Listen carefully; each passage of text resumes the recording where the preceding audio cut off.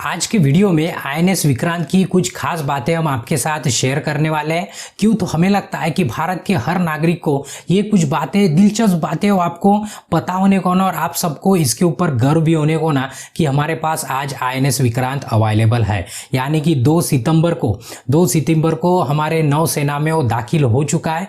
तो उसमें कुछ मतलब लाजवाब बातें, जो इंटरेस्टिंग भी बातें बोल सकते हैं, वो सब आपको पता होना ऐसे में लगता है, इसलिए हमने आज का ये वीडियो बनाया। ठीक है, तो आपको ये बता देते कि हमारे भारत का ये पहला स्वदेशी विमान वाहक है। अभी स्वदेशी क्यों?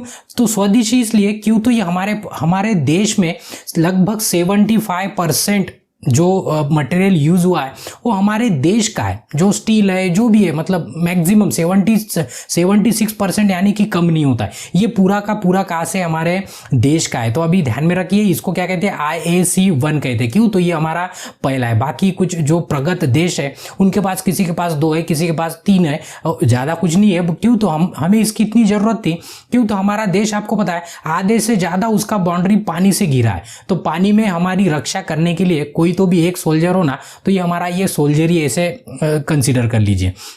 इसके पहले भी हमारे पास विक्रांत था, बट वो था, तो जो विक्रांत था उसको रिटायर्ड कर देते, उसके बारे में थोड़ा सा शॉर्ट में बता देते। ये जो पहले हमारे पास, जैसे हमारा देश मतलब आज़ाद हुआ, तब क्या हुआ कि यूनाइटेड किंगडम ने बेचने के लिए एक जहाज रख दिया।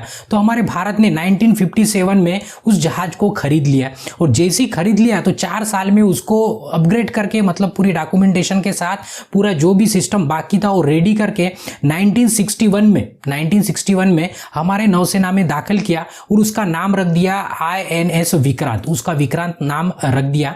तो तब से ये विक्रांत चल रहा था। उसने लगभग हमारे देश के लिए 36 साल तक हमें सेवा दी है। 36 साल तक उसने पहरेदारी की है समुद्र में। उसके बाद क्या हुआ कि 1997 में उसको सेवा मुक्त कर दिया, यानी कि रिटायरमेंट, जैसे रिटायरमेंट मिल जाता है कुछ सालों के बाद, उसी तरह। क्यों? तो ये मशीन है ना, मशीन कुछ सालों के बाद उसके ऊपर इफेक्ट होता है, तो उसको या तो उसके ऊपर कुछ मेंटेनेंस करना होता है, या तो उसको रिटायरमेंट, मतलब उसको कार्य मुक्त करना ही होता है। इसके ऊपर कोई सोल्यूशन नहीं होता है। तो लगभग 36 यानी कि 36 साल तक हमें उसने क्या किया, मतलब सुरक्षा दी हमें। ठीक है, तो 1997 के बाद हमारे पास विक्रांत नहीं था, यानी कि जो समुद्र की किनारे हमारे, उसको सुरक्षा देने के लिए हमारे पास कोई भी अवेलेबल नहीं था। तो फिर उसके ऊपर कुछ विचार करके 2003 में पूरे पार्लियामेंट में क्या हुआ, इसको मंजूरी मिली, यानी कि नया जो डिजाइन और नया निर्माण करने का जनवरी 2003 में इसको परमिशन मिल गई, यानी कि हमें और से दूसरा विक्रांत बनाना है करके। तो वो बनाने को स्टार्ट कर दिया 2003 से। तो स्टार्टिंग से लेकर 2000 को क्या हुआ, उसका पहला लॉन्चिंग हुआ। जब लॉन्चिंग हुआ था तब उसका सिर्फ 80% काम कंप्लीट हो चुका था। उसमें जो बड़े टरबाइन थे, बड़ी मशीनरी थी, जनरेटर थे, गियर बॉक्स थे, ये सब 2013 तक कंप्लीट हो चुका था, यानी कि उसको पानी में उतार दिया था 2013 में। लगभग 80% उसका काम कंप्लीट हो चुका था। 2013 से 2022 के बीच में उसकी 3 ट्रायल हुई,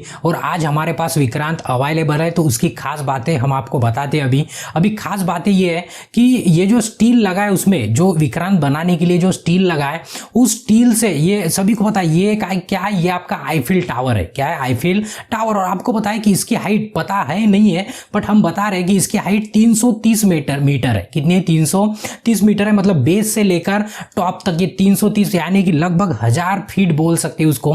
तो इतने 3 टावर बना सकते हैं अगर हम, मतलब इतना स्टील क्या किया हमने उस विक्रांत में यूज किया है, जिससे कि हम 3 आईफिल टावर बना सकते हैं। ये देखो कितनी खास बात है। उसके बाद दूसरी खास बात कि इसमें जो विद्युत केबल लगा है, यानी कि जो इलेक्ट्रिक फिटिंग होती है ना, पूरा इलेक्ट्रिसिटी के सिवाय तो चलने वाला नहीं है।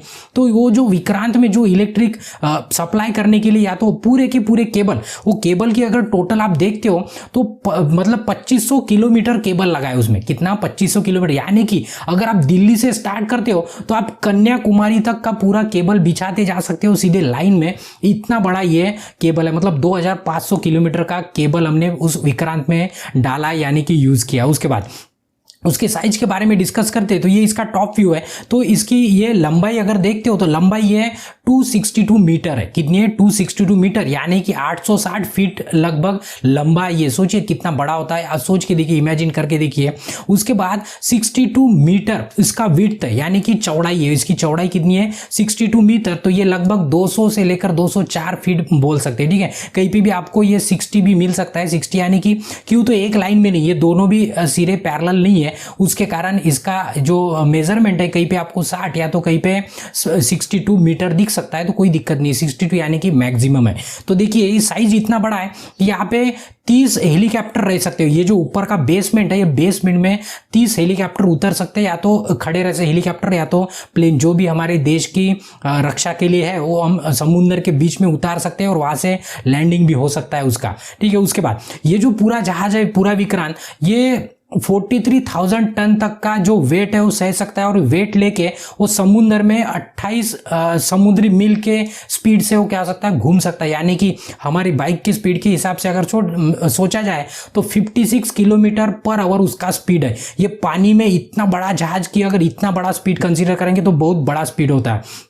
उसका जो टॉप ये, यानी कि यहाँ से अगर छोड़ देंगे तो 15,000 किलोमीटर तक उसका मतलब जो भी ईंधन भरेंगे हम वो खत्म नहीं होता, यानी कि रुकेगा नहीं, 15,000 किलोमीटर तक कंटिन्यू चलता है। जैसे हमारे बाइक का कुछ लिमिटेशंस होता है ना, वैसे उसका भी लिमिटेशन है, यानी कि 15,000 किलोमीटर, यानी कि कम नहीं होता है। जरा सोच के देखिए, पूरी चक्कर लगा सकता है। और जो समुद्र का हमारा जो समुद्र में इंडिया का जो किनारा है वो पूरा किनारा घूम सकता है, इतना उसका मतलब एवरेज बोल सकते हैं, उसको एवरेज देती है कि इतना हमारा जहाज चलता है, ठीक है। उसके बाद अभी उसकी जो हाइट है, हाइट होती है 18 मंजिल जितनी ऊंची है, मतलब ये जो 18 मंजिल की जो बिल्डिंग होती है उतनी बड़ी उसकी हाइट है। अभी सोच के देखिए कि हमारा घर 1 मंजिल है, तो लगभग हम 10 फीट कंसीडर करें तो लगभग 200 फीट के आसपास उसका क्या है, हाइट है, मतलब 18 मंजिल। उसमें और खास बात यह है कि उसमें 2400 कंपार्टमेंट है। क्या है उसमें? 2400 कंपार्टमेंट है, और 1700 जो चालक दल है, यानी कि वहां पे जो एम्प्लॉय नहीं कहेंगे, हमारे सोल्जर ही कहेंगे, क्यों, तो हमारी रक्षा करते हैं ना वो, इसलिए। तो उनके लिए ऑफिस और घर उसके अंदर है। सोचिए 17 जन वहां पे एडजस्ट हो सकते हैं, तो इसको शहरी कहेंगे ना, क्यों, तो ये शहर की आबादी जैसे हो गया। और आगे देखेंगे इसमें, तो देखिए आगे कि इसमें जो 4 इंजन लगे, ये 4 इंजन लगभग 88 मेगावाट की इलेक्ट्रिसिटी क्या करते हैं, बिजली निर्माण करते हैं। तो अभी सोचिए 88 मेगावाट, यानी कि आपका पूरा एक शहर रोशन हो सकता है, पूरा एक शहर क्या हो सकता है, रोशन हो सकता है। इतनी बिजली क्या करता है वो तैयार करता है। उसके 4 इंजन लगे उसके अंदर, 4 इंजन, कुछ गैस है, कुछ अलग अलग है, टोटल मिला के 4 इंजन मिला के 88 किलोवाट। और उसके पास उस जहाज में 16 बिस्तर वाला एक हॉस्पिटल है। ये क्या है? 16 बिस्तर वाला हॉस्पिटल, जिसमें 2 ऑपरेशन थिएटर भी है। क्या है? 2 ऑपरेशन से थिएटर, और साथ साथ में आईसीयू है। अब सोच के देखिए, किसी गांव में भी ये नहीं होता है, किसी जो मिडल रेंज के गांव है उस गांव में भी इतनी फैसिलिटी नहीं होती हॉस्पिटल में, उतनी हमारे विक्रांत में, तो उसको शहर कहना कोई गलत नहीं होगा। उसके बाद ये एविएशन हैंगर जो है वो 2 ओलंपिक आकार के पुल जितना बड़ा है। अभी ये एविएशन हैंगर का मतलब क्या होता है कि जिसमें हम प्लेन रख सकते हैं। जैसे ऊपर का टॉप अलग था और उसके अंदर उसके बेसमेंट में या तो उसके नीचे के फ्लोर में जो प्लेन रखने के लिए या तो उसका मेंटेनेंस करने के लिए जो जगह होती है, लगभग उसमें 20 विमान एक साथ हम रख सकते हैं, तो एक साथ उसका मेंटेनेंस भी कर सकते हैं, तो उसको एविएशन हैंगर कहते हैं। तो इतनी बड़ी जगह है उसके अंदर खाली है। उसके बाद यहाँ पे अभी रहने का हो गया, सब कुछ हो गया, बट खाने का भी तो सवाल है ना, क्यों, तो वो कितने महीने तक अंदर रह सकता है, महीनों के महीनों वापस भी नहीं आ सकता, रोज मतलब तट पे आके खाना खा के नहीं जा सकते हो। तो वहाँ पे किचन की भी मतलब रसोई घर की व्यवस्था की है, बहुत बड़ी रसोई घर है वहाँ पे भी। और ये पूरा विक्रांत बनाने के लिए हमें 20,000 करोड़ की लागत लगी है, ठीक है। अभी सोच के हमें बहुत बड़ा लग सकता है, लेकिन सुरक्षा के हिसाब से अगर देखेंगे तो ये अमाउंट ज़्यादा बड़ा नहीं है, अगर सुरक्षा के बारे में अगर सोचते हो तो। और उसके साथ ये तो उस जहाज के बारे में था, और ये जो नौदल है, ये मतलब नौसेना है, नौसेना को अभी नया फ्लैग दे दिया। वो फ्लैग अभी पुराना वाला ऐसा था, और इसमें ये उधारी का हमारा रेड क्रॉस था, यहाँ पे वैसे बोल भी लिखा भी है। और हमारे जो पंतप्रधान है नरेंद्र मोदी, उन्होंने कहा भी है कि जो गुलामी का जो निशान था उसको हमने अभी हटा दिया है उस फ्लैग से। तो अभी ये फ्लैग में अभी नया सिंबल ऐड कर दिया है, और इसको क्या कर दिया, ये रेड जो क्रॉस था इसको क्या कर दिया, हटा दिया। क्यों, तो ये उधारी का था ना। तो ये जो फ्लैग है वो डेडिकेट किया है पूरा छत्रपति शिवाजी महाराज को, जो महाराष्ट्र के राजा थे, बहुत बड़ी किंग थे, उनका बहुत बड़ा एम्पायर था। तो उनको ये मैप अभी नया वाला डेडिकेट कर दिया है, यानी कि अभी उनको समर्पित कर दिया है। तो ये सब जानकारी थी जो हमारा नया INS विक्रांत है, जैसे 2.0 कहेंगे, जो पानी में एक शहर है, उसके बारे में ये शॉर्ट की जानकारी थी। इसी तरह की अगर जानकारी आपको चाहिए तो आपको क्या करना है, चैनल के साथ जुड़े रहना है। उसके लिए चैनल को सब्सक्राइब करना है और ज़्यादा से ज़्यादा दोस्तों के साथ आपको क्या कर देना है, इसको शेयर कर देना है, ताकि उनको भी पता चले कि हमारे पास अभी INS विक्रांत है और उसमें क्या खास बात है। ठीक है, तो यहाँ पे वीडियो को रोक देते हैं। धन्यवाद।